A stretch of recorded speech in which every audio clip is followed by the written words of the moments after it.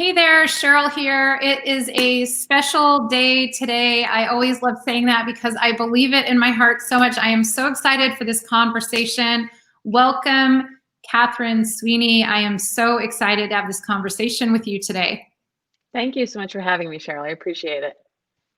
Yeah, so before, we get in and talk about, the amazing career that you had at Goldman, but also that you now have at State Street Global Advisors, and you're going to share we spoke before we went live. You have some incredible gems of wisdom to share. But before we get into that, I was wondering if you could share with us a little bit about your story. In other words, what has inspired you to greatness? What was your early childhood like that either, inspired you to really work hard and go after it, or maybe that knocked you for a loop for a little while and you really learned from that and learned to really want to succeed anyway? Can you share a little insight with us?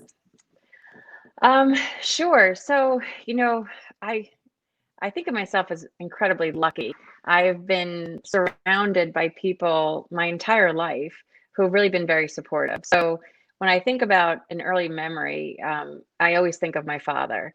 And my father and I are very close still to the day. But, growing up, he was incredibly supportive of me, but not in a way where you might think. He almost made it sound as if I could do anything. But he pushed me, not hard, not you had to be this, basketball player or a softball player, just push me to be my best at all times. He gave me a book actually in high school, the 7 Habits of Highly Successful People, and made me read it during high school. And it's funny, I was thinking about that book recently, and the principles still hold true. Um, but I've been very fortunate to be surrounded by people who just always, held me to a very high bar. And so I think that's really resonated with me throughout my whole life. Um, my seventh grade math teacher also sticks out as someone, and she had a phrase that I use all the time, and I quote her. Um, when you stop getting better, you stop being good. And I always held that in the back of my head. And I'm not great, and it's really hard to achieve greatness. Very few people do, but I do believe I always try and get better. So I don't want to stop being good, I guess is how I'd phrase it. I had a wonderful childhood growing up, very, traditional family, two sisters, so there's three of us. My family and I are still very, very close. Um, I have, good friends that still to this day from high school. I've just always been surrounded by very supportive people, even though I'm the only one in my family who does what I do. From an early on, I knew I wanted to be a trader. And so when I was in college, I would take a lot of unpaid internships and try and figure out the world, taking MBA classes at night during undergrad because they talked about mutual funds. And I wanted to learn about, how to value a mutual fund and what that industry meant. And obviously, this is years ago. And so I just had a passion for the business that I don't know exactly where it came from, but it was just there. And I was lucky enough I went to Boston College, a school that had a lot of resources. And what I learned there was that you just had to ask and people would give you things. So I wanted to take some of the MBA classes during my undergrad, but that wasn't done. And then I went and I asked, and they allowed me to do it and gave me credit for it.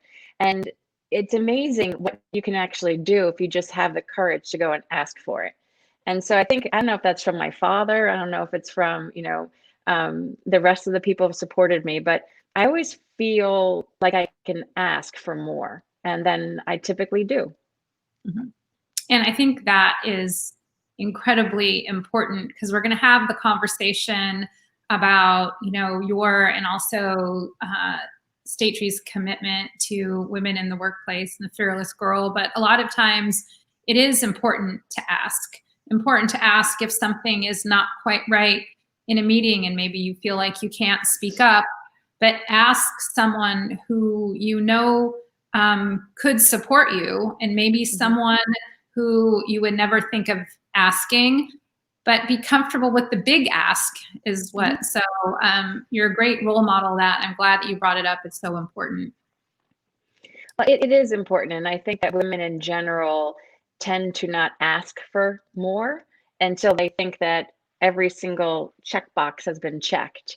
And maybe it's my trading background. I don't know if it's just my personality. I'm pretty good with getting to 85% and then asking for it, like having a good theory and good logic, and then just asking for what I want. Yeah, and I think that's a good benchmark for people listening, especially women, or anyone who is a box checker, 100% box checker, to 85%, you should be good to go. Like, get comfortable with that. Hmm. Uh, so that's definitely a great point. And can you share anything else about, your past? I know that you have an amazing son, and I know that there's also some challenges that women face when they're trying to raise a family and like thrive in their career. I mean, how has that been for you recently? So I'm a single mom, as I told you, and it's not easy being a parent. It's not easy being a single mom. But if you want something done, give it to a busy working single mom. So we figure out how to get it done. But what it does is, your priorities change throughout life. Everyone's do. And after having my son, my priorities changed, but I still had a real passion for my career. And learning how to balance both of those, it took a while. It wasn't easy. And part of it is because there's this sense of, I'm going to say motherly guilt. I'm sure it's, fatherly guilt as well, but I don't know that. And there's also this, can you be 100% in both places? And I don't think I've cracked the code on this at all. But what I've learned is that you can be 100% in one of the places one day and 100% the other day. And it's okay not to be 100% all the time in both of those, as long as you're focusing on, the major initiatives, the major milestones, the things you need to do, and getting and accomplishing those as a parent, but also too as an employee. Um, it's not easy. And I think, during COVID, I've spent a lot more time with my son. I typically travel a lot, or I was working, long hours. And while I'm still working long hours, I'm working long hours in the room right next to him. And we've gotten much closer during this period, which has been amazing. But what I realized is that he understands my need to work. It's not just I have to work to put food on the table. He understands my need to work because that's who I am. And it's a part of what I really enjoy in my life is my career. And I think that's because of, how I've included him in the conversations. I've included him in, I used to bring him into my office quite a bit, actually. Um, and it's funny, when I left Goldman and went to State Street, he was very unhappy because he was leaving all of his friends behind. So, I made him a part of my career. It wasn't like two separate worlds.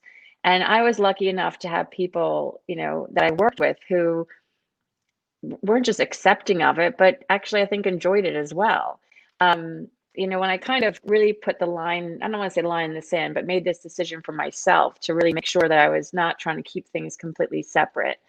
I went into my boss at the time and I sat in front of him, and I had it planned out. And I said, here is the bar of what I think is productive for my role. These are the things I'm trying to achieve. I need to take some time on Wednesday mornings because I want to take my son to school on Wednesday morning. So I'll be in the office no later than 9 a.m. Now, we all at the time would show up between 6:30 and 7. If you showed up after 8, you had to buy lunch for everyone. That was the rule. So at the time, coming in at 9 is late. And so I said, this is what I need to make me feel good about being a parent and be with my son and have some quality time with him in the morning. And it's up to you to let me know if you don't think I'm succeeding and surpassing the bar of productivity that we're setting. And the way we laid it out, and we had a conversation, and he agreed to it on the spot. And I wanted to make sure that it wasn't just me doing it, me taking time, but me being very public about it, because not that I wanted to be a role model for other women, that really wasn't the point. I wanted to make it so everyone around me knew that I was doing it and that it was okay, and I was hitting my bar of productivity, and it zips all the conversations pretty quickly. So it made me feel more comfortable, it being just a known fact. This is what's happening. It wasn't like a special dispensation from me. It was, this is what's okay. Yeah, and it's so important that you brought that up. And we were talking about this a little bit before we went live, and that the pre-work that goes into this, because it wasn't just the words that you said, and how you crafted the conversation and prepared was incredibly important, but it's also believing, giving yourself permission, believing in yourself, and being very confident prior to actually starting the conversation. Yeah. And and just being confident in your ability to be a good parent, confident in your ability to like get work done and get it done. And so I think that is, you know, is really important. And when we can express that with a certain level of confidence, then you're right, it becomes very difficult for people to disagree or say no. Yeah. Yeah. And, you know, I will say I was at my first firm, Goldman, for 18 years. So at the time when I did that, I was probably at the firm for, 14, 15 years. So maybe I had that comfort because I knew the people around me. It wasn't just, it wasn't a brand new job. But I have to say, there wasn't very many women and not many mothers who were doing this at the time. And, so it was still somewhat new, but I do see the wind to women's backs right now, and we should use that, not you know not in a bad way. The wind is to our backs. We should set it in a good way to kind of set that that culture, that bar that we want to work, that environment we want to work in. Culture is what we're willing to accept, and if we're not willing to accept less than great, then we shouldn't. So it was the right time for me. It really helped me too, a lot. It helped me be a better employee and a better mother. Yeah, and I'm glad you brought that up too, because it's not just a matter of, okay, well, we'll cut Kat some slack and let her come in late on Wednesdays, but it's like you can show up at 9 a.m. feeling really good about the quality time that you spent with your son, and allow you to be, I'm trying to think of a more sophisticated word, but I can't. So just to be ninja, in the time that you do have there. Mm-hmm. So it doesn't by any stretch of the imagination hamper productivity. If anything else, I think you've really shown that it increases output and productivity. Mm-hmm. For sure. So what, being a woman in finance and getting to the level that you've gotten to, if you were going to have a conversation with your 20-something-year-old self and give her some advice, what wisdom would you share with her? And for all those other women that are emerging leaders that look at you and say, someday I would really like to do what Kat Sweeney's doing and really be in her position. So I guess it's advice to my slightly younger self from 20. One thing, and this was advice that was actually given to me by someone else, and it really resonated with me, is that, as you progress in your career, you move up because you're doing your job really well. It's not as if, people are just giving out jobs everywhere. So you get promotions because you're doing well. When you get to that next level, you have to realize that continuing to do well at what you were doing is not going to get you to the next level. You have to use that as the catapult to get there, but then you have to really figure out and take a step back and say, okay, what are the skills? What are the, what's the new bar of productivity, for lack of a better word. Sorry. It's okay. My ear flat. What's the next bar of productivity you need to meet to be able to get to the next level? So, don't just say, okay, I did this really well, so I'm going to keep doing it in my new job. And when I left Goldman and came to State Street, I clinged a little bit onto what I was doing well, because that was who I was for 18 years. This was my part of my identity. And it's a little bit hard to give that up and realize that you're kind of jumping into a different, possibly bigger pool. And you have to have that courage, and put your fear aside a little bit and just jump in and go for it, and realize that the skill sets you had is what's got you there, but you might need to think of the new set that's going to get you to the next level. So that's probably the biggest piece of advice I give to my younger self.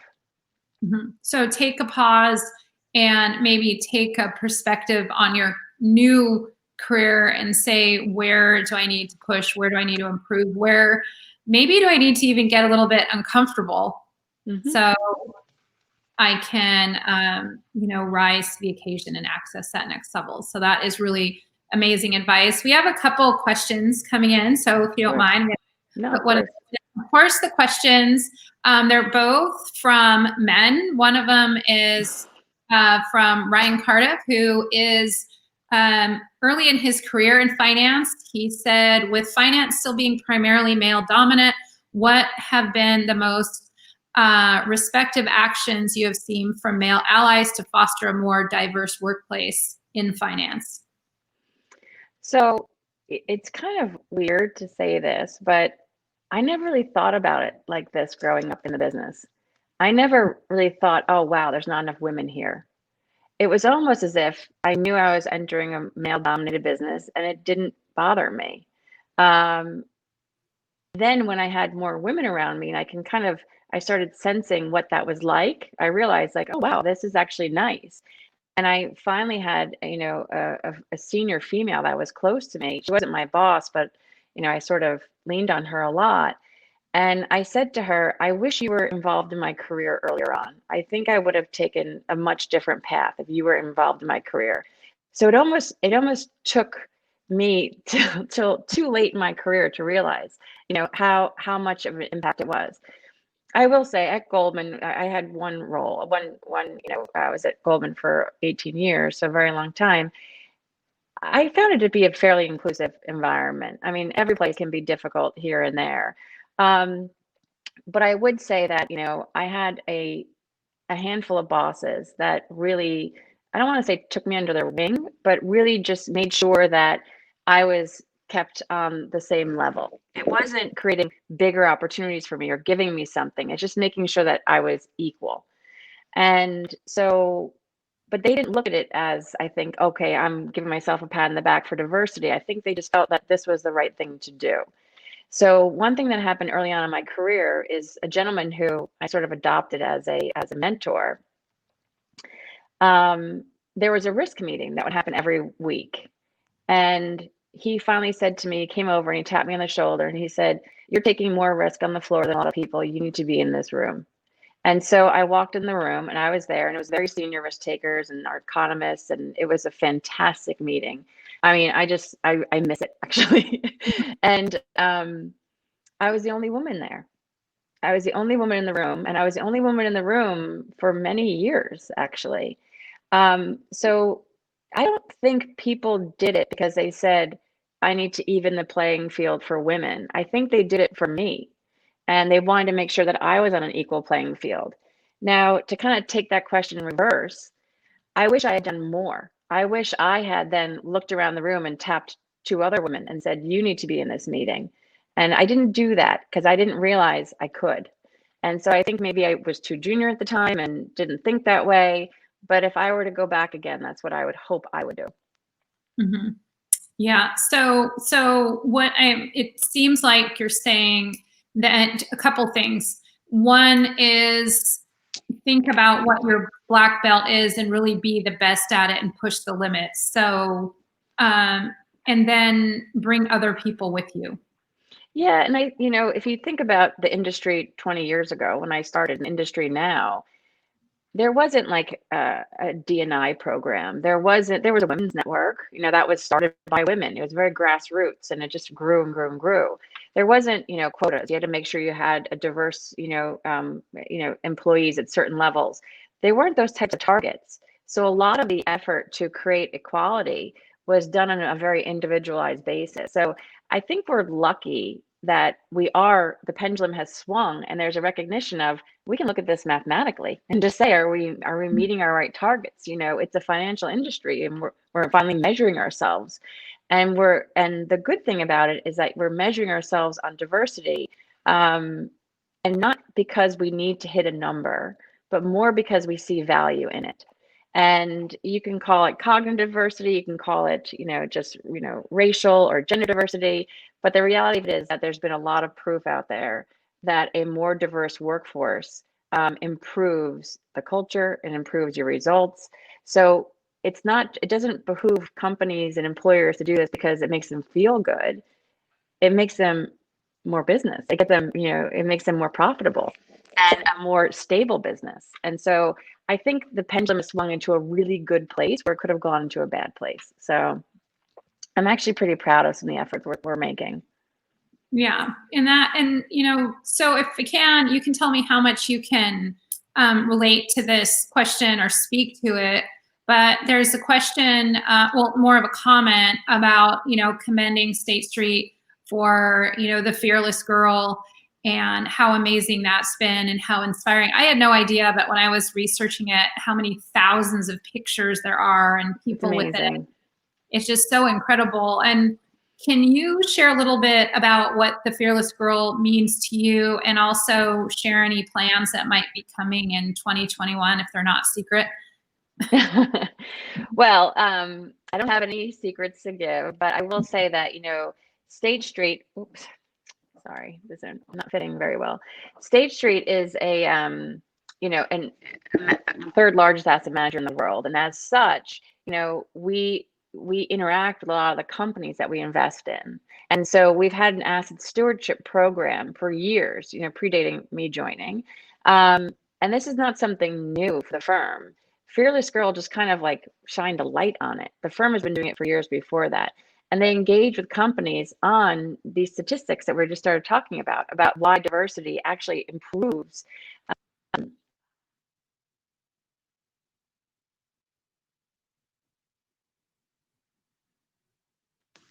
I think it's really important that we, when we think about Fearless Girl, it's not just the statue.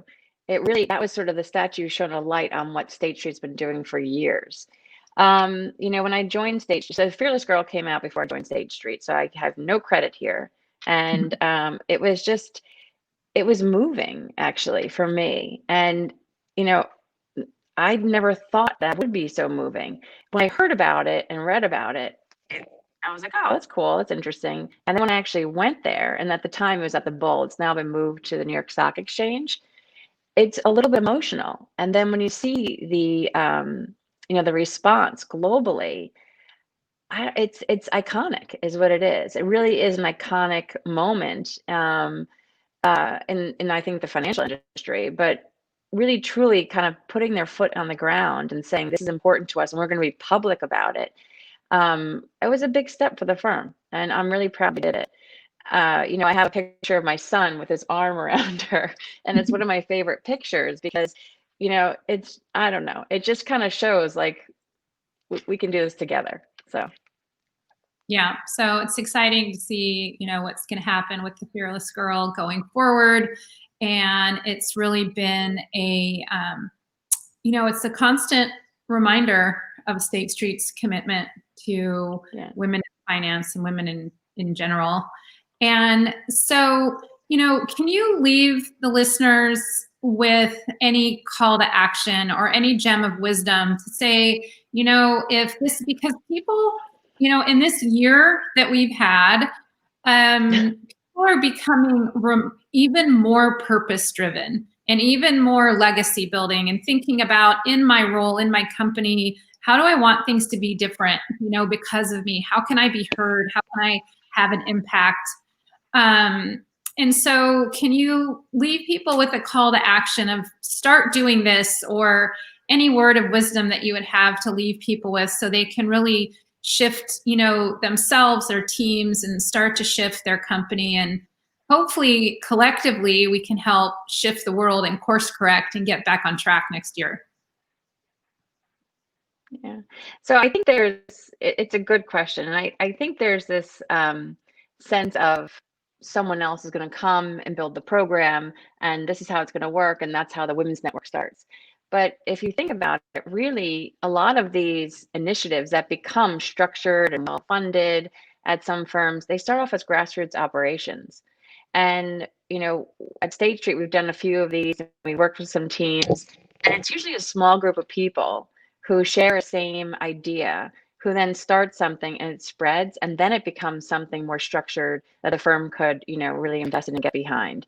So I think we should all realize the power of the grassroots operation, and just that extra, energy that you can put into it, and then how much you get out of it afterwards. It's not just just, to make sure that we're, creating a diversity network or a book club or whatever it might be, whatever your passion is, I think that you get a lot out of it, what you put into it. I would also just say, and, this is something sort of advice to my younger self, I wish I had the confidence earlier on in my career to really just stand up and ask for something. I think that I grew into that confidence a little bit too late, not too late. It's never too late, right? But I wish I'd grown into that confidence a little bit earlier. And the only way to build your confidence, honestly, is to create a really strong circle of people around you and ask for more and just try it. Because if you don't, then you're never going to actually, if you don't ask for it, you're never going to get it. No one's going to sit there and just give it to you. So I guess my advice would be, the power of grassroots is much stronger than you think. And, try something. And I think you'll get a lot more out of it than what you put into it, even though I know it's going to be more work.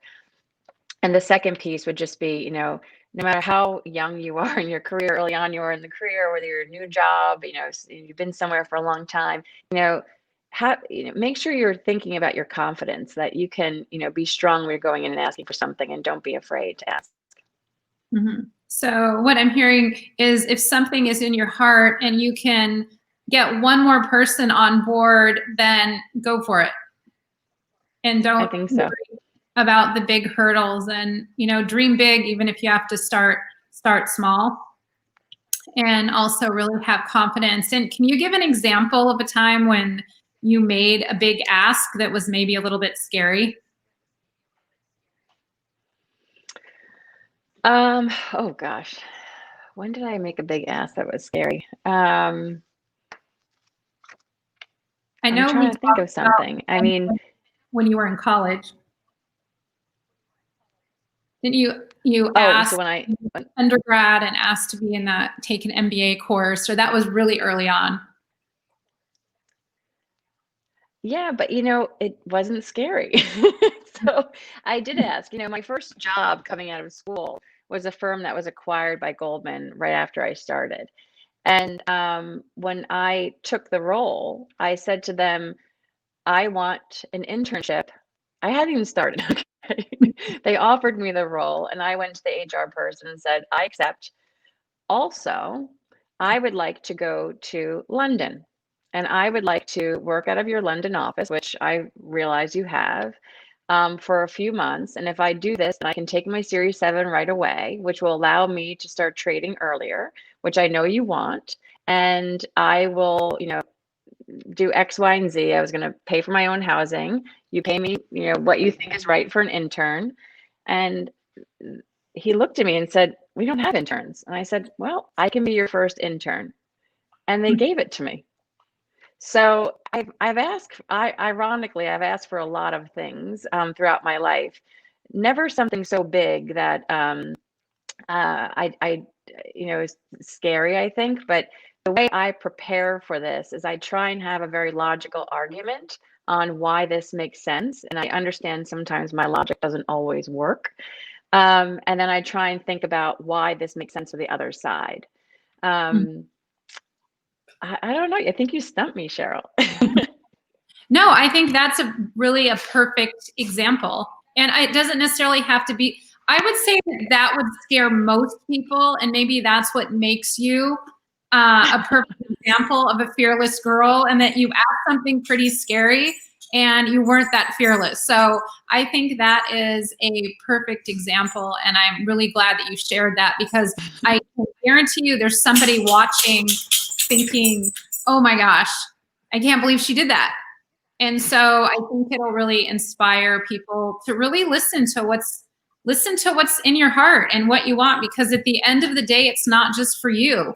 Think of who changed in London because of it, and how all those people that you interacted with are different because of it. So you are an amazing example of a fearless girl. I really appreciate your time and want to honor all of the amazing things that you've accomplished in your family and with your son, but also at State Street, and their commitment to diversity, equity, inclusion in the workplace. Thank you so much for your time today. Thank you. I really appreciate it. All right. I look forward to following you. Keep up all of your amazing work. All right, Sheryl.